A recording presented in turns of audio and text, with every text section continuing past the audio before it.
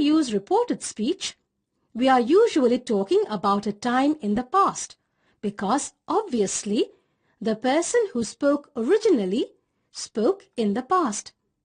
The verbs therefore usually have to be in the past too.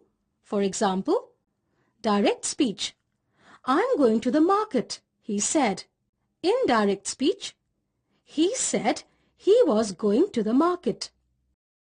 Conjunction. Conjunctions are words that join or link sentences. Here are some examples of conjunctions.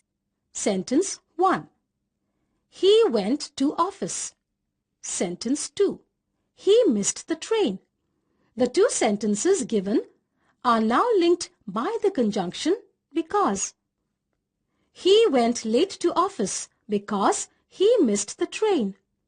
Here is a list of commonly used conjunctions: and, either, or, for, but, if, yet, in case, after, neither, nor, though, although, even if, so, as, so that, because, whereas, till, until, whether, etc. There are two types of conjunctions. They are coordinating conjunctions, subordinating conjunctions. Coordinating conjunctions. Examples: and, but, nor, or, for, yet, so, etc. Subordinating conjunctions. Examples: although, because, since, unless, etc. Coordinating conjunctions. The short, simple conjunctions are called coordinating conjunctions: and, but, or, nor, for, yet, so. A coordinating conjunction joins parts of a sentence. For example, words or independent clauses that are grammatically equal or similar. A coordinating conjunction shows that the elements it joins are similar in importance and structure. Look at these examples. The two elements that the coordinating conjunction joins are shown in square brackets. I like tea and coffee. Ram likes tea, but Anthony likes coffee. Coordinating conjunctions always come between the words or clauses they join. When a coordinating conjunction joins independent clauses, it is always correct to place a comma before the conjunction.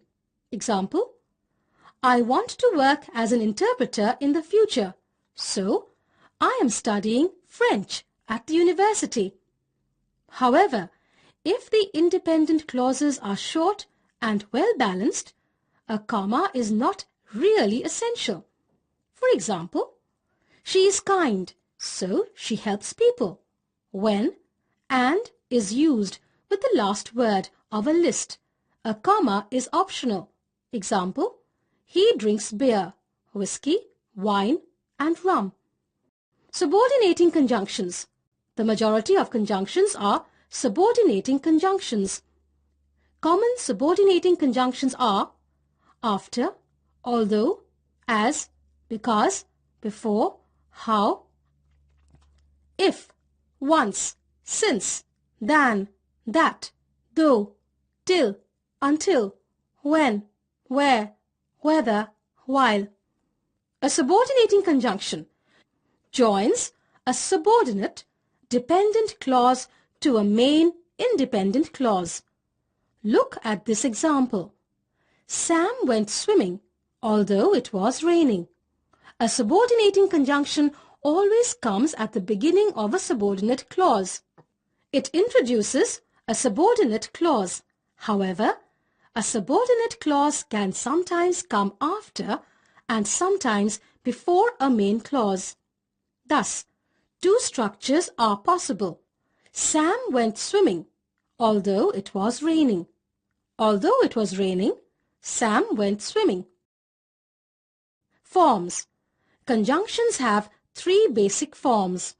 Single word, for example, and, but, because, although. Examples. 1. He came and knocked at the door. 2.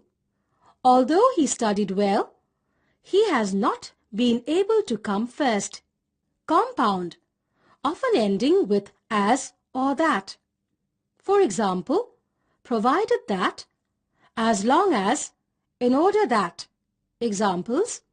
1. He is an actor as well as a director. 2. As far as I am concerned, money matters a lot.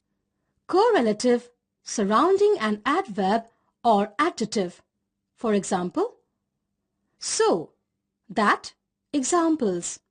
He is a graduate, whereas his brother is a high school dropout. 2. I will come by the end of this month, so that we will meet then. Functions. Conjunctions have two basic functions. Coordinating conjunctions are used to join two parts of a sentence that are grammatically equal. The two parts may be single words or clauses. For example, Jack and Jill went up the hill. The water was warm, but I didn't go swimming. Subordinating conjunctions are used to join a subordinate dependent clause to a main clause. For example, I went swimming, although it was cold. Positions. Coordinating conjunctions always come between the words or clauses that they join. Subordinating conjunctions usually come at the beginning of the subordinate clause. Gerunds. Gerunds are sometimes called verbal nouns. When a verb ends in ing, it may be a gerund or a present participle. It is important to understand that they are not the same. When we use a verb in ing form, more like a noun, it is usually a gerund. Example, fishing is fun. When we use a verb in ing form, more like a verb or an adjective, it is usually a present participle. Example, Peter is fishing. I have a boring teacher. Gerunds are subject or complement. Try to think of gerunds as verbs in noun form. Like nouns, gerunds can be the subject, object, or complement of a sentence. Examples, smoking costs a lot of money. I don't like writing. My favorite occupation is reading. But, like a verb, a gerund can also have an object itself. In this case, the whole expression, gerund plus object, can be the subject, object, or complement of the sentence. Examples, smoking cigarettes costs a lot of money. I don't like writing letters. My favorite occupation is reading detective stories. Like nouns, we can use gerunds with adjectives, including articles and other determiners. Examples, pointless questioning, a settling of debts, the making of Titanic, his drinking of alcohol. But when we use a gerund with an article, it does not usually take a direct object. Examples, a settling of debts, not a settling debts. Making Titanic was expensive. The making of Titanic was expensive. Gerunds after prepositions. This is a good rule. It has no exceptions. If we want to use a verb after a preposition, it must be a gerund. It is impossible to use an infinitive after a preposition. So, for example, we say, I will call you after arriving at the office. Please have a drink before leaving. I am looking forward to meeting you. Do you object to working late? Tina always dreams about going on holiday. Notice that you could replace all the above gerunds with real nouns. I will call you after my arrival at the office. Please have a drink before your departure. I am looking forward to our lunch. Do you object to this job? Tara always dreams about holidays. Gerunds after certain verbs. We sometimes use one verb after another verb. Often the second verb is in the infinitive form. For example, I want to eat. But sometimes the second verb must be in gerund form. For example, I dislike eating. This depends on the first verb. Here is a list of verbs that are usually followed by a verb in gerund form. Admit, appreciate, avoid, carry on, consider, defer, delay, deny, detest, dislike, endure, enjoy, escape, excuse, face, feel like, finish, forgive, give up, can't help, imagine, involve, leave off, mention, mind, miss, postpone, practice, put off, report, resent, risk, can't stand, suggest, understand. Look at these examples. She is considering having a holiday. Do you feel like going out? I can't help falling in love with you. I can't stand not seeing you. Gerunds in passive sense.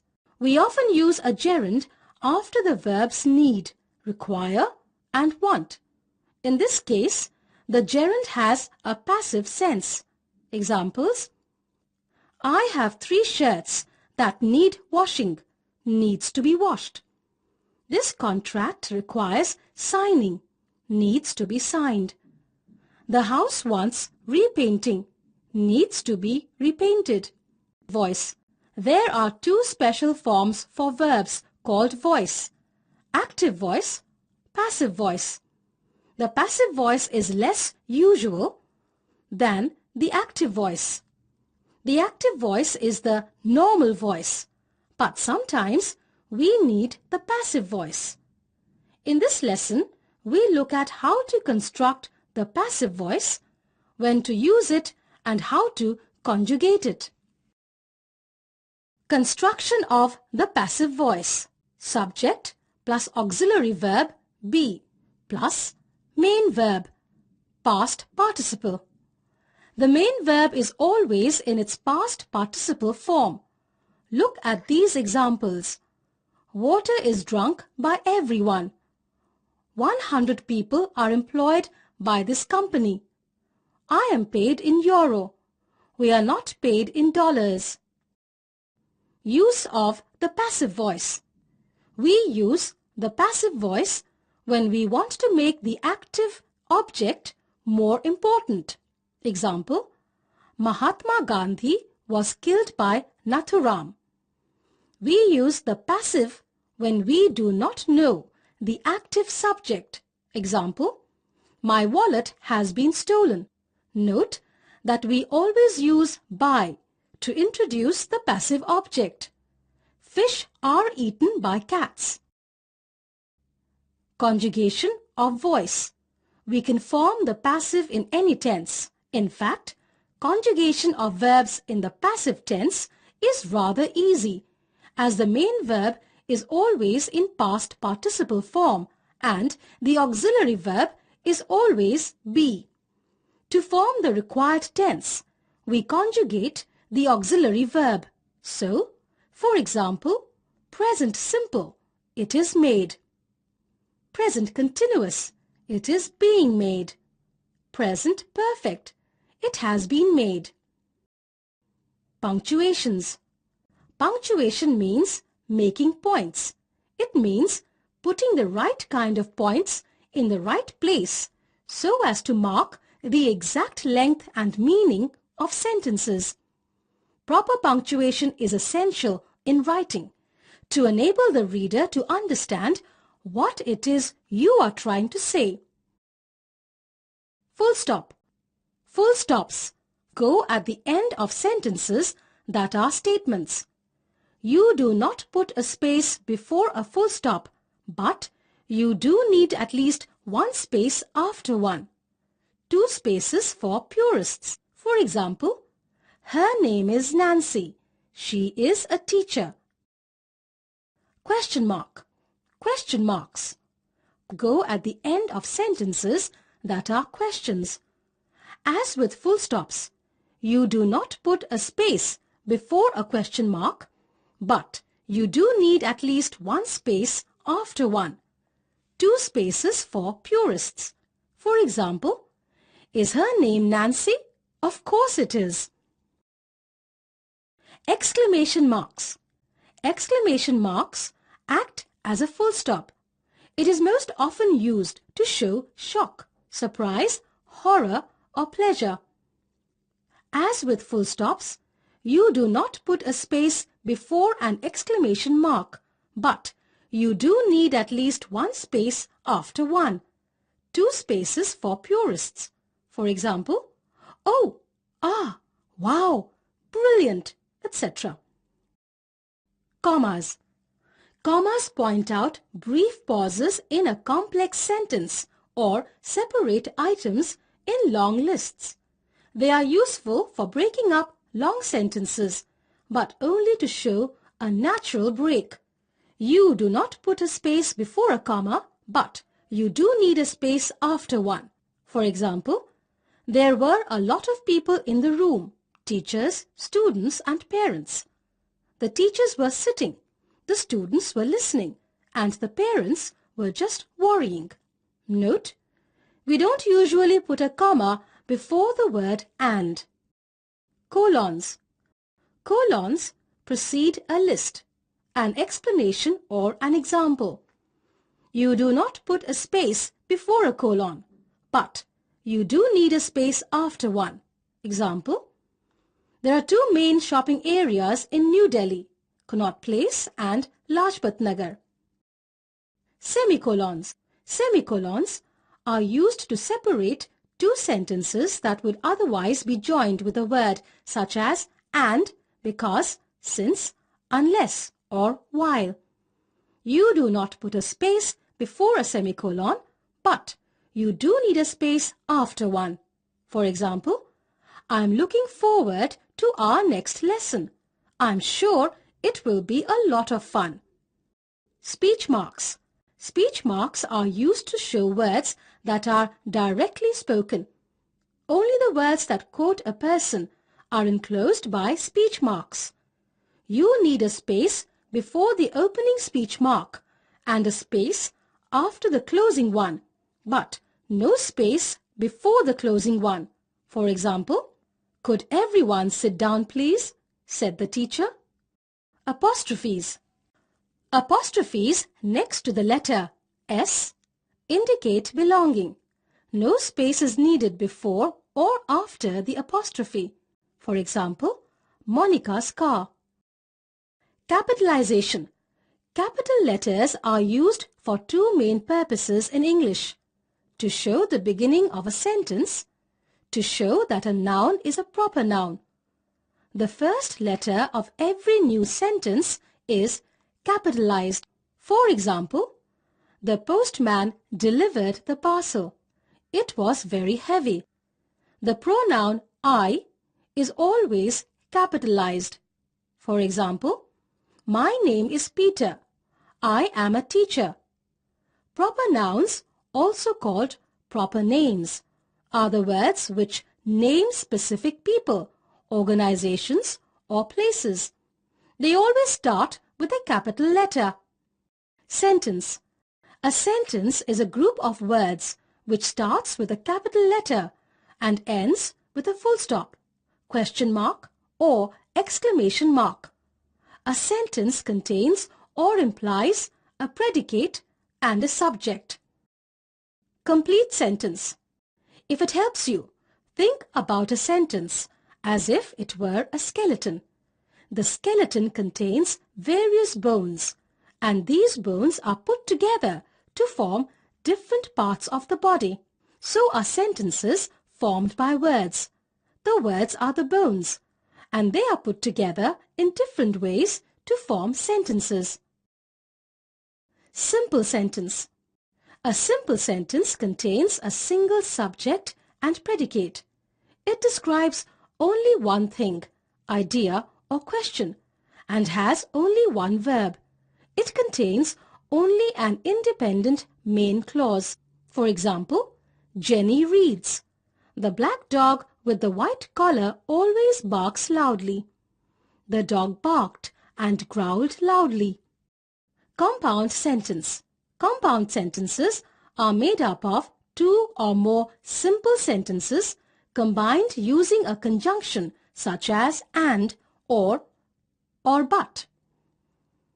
They are made up of more than one independent clause, joined together with a coordinating conjunction. For example, sentence 1. The sun was setting in the west. Sentence 2. The moon was just rising. Compound sentence. The sun was setting in the west and the moon was just rising. Complex sentences. Complex sentences describe more than one thing or idea and have more than one verb in them. They are made up of more than one clause, an independent clause that can stand by itself, and a dependent, subordinate clause which cannot stand by itself. For example, my mother likes dogs that don't bark. I went to the show that was very popular. Before they go to the airport, they will visit you. Conclusion. English is an accommodating language. Some dictionaries have recorded considerably more than 500,000 English words.